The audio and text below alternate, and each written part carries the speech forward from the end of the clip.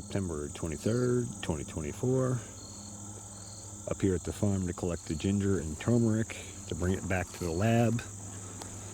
And probably will carry most of that on in the lab in some form or fashion, at least for some period of time before I put it over into dormancy mode.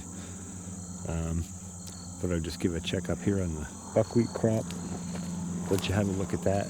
The deer have been chewing on that, something fierce. But that's all right. And I'm sure the birds have been in here getting seed. Because most of the seed's missing. I don't know, maybe the deer have been eating the seed, the grain seed off it. Just thought I would show a clip of it, all yellowing out. And I don't know, I call that a good, successful first cover crop on a block that started out as cedar trees. So now on to the task at hand. I'm here to collect the ginger and turmeric, as I said. I may collect a few more of these tarragon plants. So I'm looking at how much the deer just destroyed everything in here this year. And I got to imagine when winter comes and tarragon's the only green thing here, they'll destroy that as well. And rather than lose all of that seed stock or plant stock, I think I probably will just pull it back, some of it at least, back to the lab. And then also I can be growing and propagating so we can plant a larger section of it next year when conditions are more appropriate with fencing and such. For now, I'll just show you a few close-up clips here. You can see the difference here. This versus the stuff in the planters. They've just chewed on it all. And this was our backup ginger from earlier in the season, and that is actually thriving. And the other factor here is it's been a very dry season this year, especially this later part of the season. And so the ginger didn't do very well in here, but it did grow some, and it's still alive and propagatable, if that's a word. So I'll come through here with a shovel and just scoop it out. And the same with the turmeric. We'll go take a look at the turmeric here in a minute. I guess on our way to the turmeric, I will point out the honeybees still working the holy basil. So as you can see, despite the fact that most of it is flowered and gone by, it's continuing to put out flowers, and the honeybees are continuing to work it. It's now late September, and it is still a beneficial asset for the bees.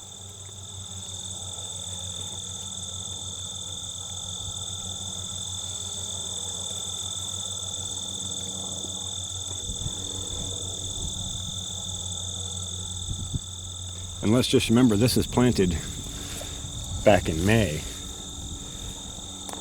And nothing really has been done to it except for a few foliar feeds. So, very long-lasting pollinator-supportive crop.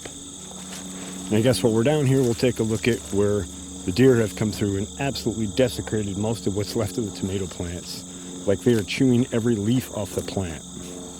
And what does that tell us?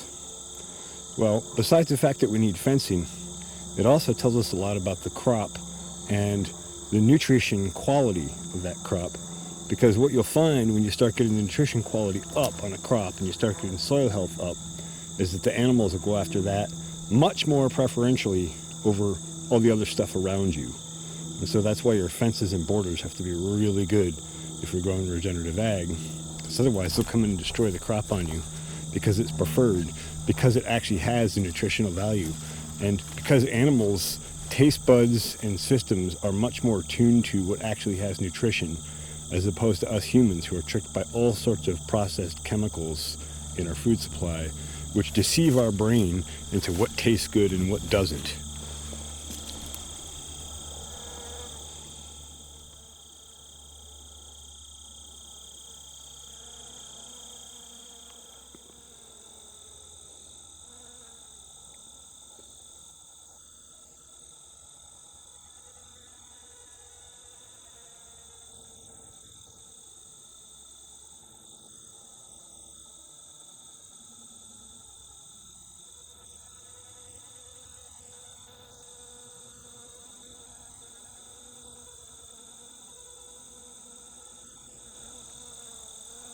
As I'm pushing back the holy basil to check for ginger,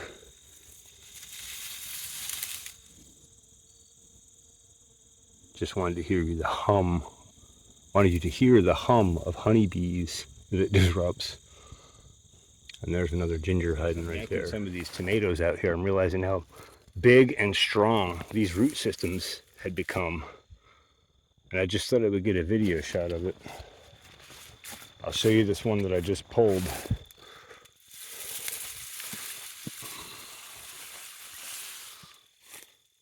That's quite the root system. Pretty good for a drought year. We're coming to look at the turmeric. And you can see they've gotten to a lot of that too. Some of these have been pulled out completely. I don't know how much will be salvageable. I might not even try to salvage all of it. This is all turmeric in here, and you can see they've dug it up and chewed it up, getting it out.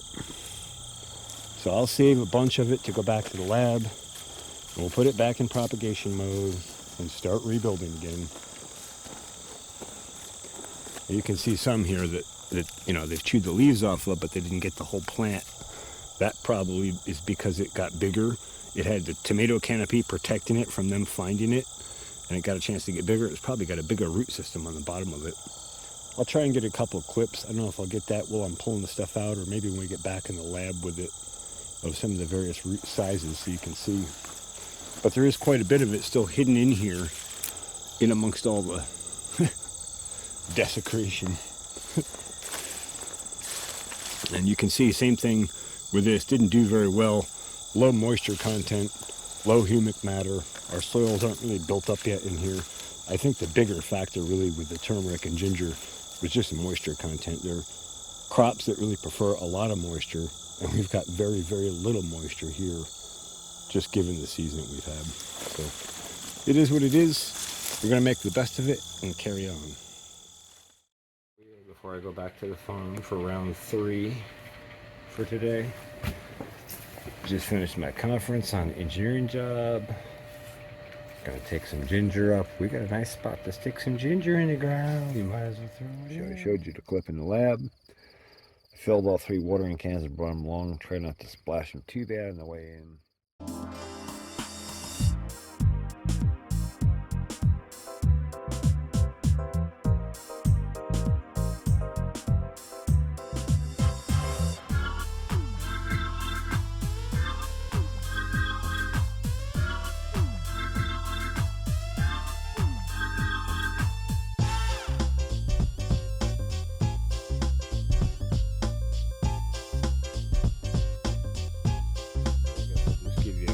Clip here of everything. Quite a bit of turmeric came back up and is recoverable. I'll have to figure out how to plant that effectively in the lab because we don't have that much room. And then same on ginger, doing fairly well considering the drought and deer and all the other issues and pressures against us. But that's enough to take back to the lab and start a whole bunch new ginger and roll on through the winter in a controlled grow environment. So here we are back in the lab finally. Kind of nice to be coming back into a controlled grow environment. Exciting to be able to keep growing plants. Just let you have a look at the ginger that was in the backup crate outside. And that seems to be doing fairly well. I need to get that transplanted out of the sand setup that we had left over from the fig cuttings. Get it into a much deeper container so it can keep growing. I know the roots are really right at the bottom. Yeah, right at the bottom when I moved it in here, and you can see they're already trying to find their way out, so we need to give them some room. The citrus tree cuttings seem to be hanging in there, so that's nice to see. The tarragon that I brought back is doing well, and it's growing some new growth on it already, so that's a good sign. I probably will bring the rest of those back, and or most of them, and just keep rolling with them. And then the catnip is just blowing up, and I have to say, it was kind of struggling and hanging out for a long time, but as soon as I hit it with some rooted leaf agritech nutrients, especially with their lush green formula, these things just blew up and they were growing like crazy. And I actually should take some leaf cuttings and share with a friend who has a cat. Well, my friend Marty, of course. And I'm sure that Sally will love some of these. So shout out to Marty and Sally. The lemon verbena is doing well in here. starting to come back around from, it doesn't like the cold, so the cool nights that we've been having were a little rough on it. The Texas tarragon and thyme are doing okay. This planter is really hard to keep watered correctly, so I think I'm going to probably pull those out of this and just get rid of that planter. I've never had good success in anything I've tried to grow in that. And it was nice for the thyme as a way to like let the thyme propagate, but I'll just take a bunch of these and root them up and we'll go from there. We have better control over the crop. And then here's another ginger that I had in the planter outside. That's very light, needs water again. So we'll probably combine that with the other ginger when I bring it in. And I brought in the olive tree a week or two ago with the figs that are still rooted into it. I'll have to do something with those too. So lots of plant work to do in the grow lab. And then over here I've got a whole bunch of holy basil seed that I captured, I don't know, a month and a half ago. All just sitting here waiting for me to pull it into a bucket and strip the seed off of the stalk. So that's another process I have to get on. And then here's our ginger that came in from the field. And I have to get that, move over to something. I probably will bring another crate or another planter in and put this and that and maybe some of that into it. I might use 3 planters for those two and the other ginger that we just transplanted. And then the turmeric is going to take at least a couple of planters itself, so might cram it all into one initially and see how compressed we can grow it. And I might experiment with trimming leaves back rather than letting them just grow into this giant canopy that takes over the whole grow space. But we'll see how it evolves. For now, they're at least in here. I can get them into some soil and get them with some water and nutrients to get them rolling. Okay, I've moved a good majority of the potted plants into the lab. I have not watered yet. I'm going to peek through with the hose nozzle and water everything. I'm probably not even going to get these transplanted into better soil until tomorrow. We'll see how my time goes tonight, but I got other stuff going on as well. But it's nice to have some things back in here and some green and some humidity. And we're almost ready to start the winter grow season here, so that's pretty exciting. Hope you found this interesting or informative, and I hope you'll stay tuned to the Pharmacy Seeds Network. Remember, keep your friends close and your farmers closer, and you always reap what you sow.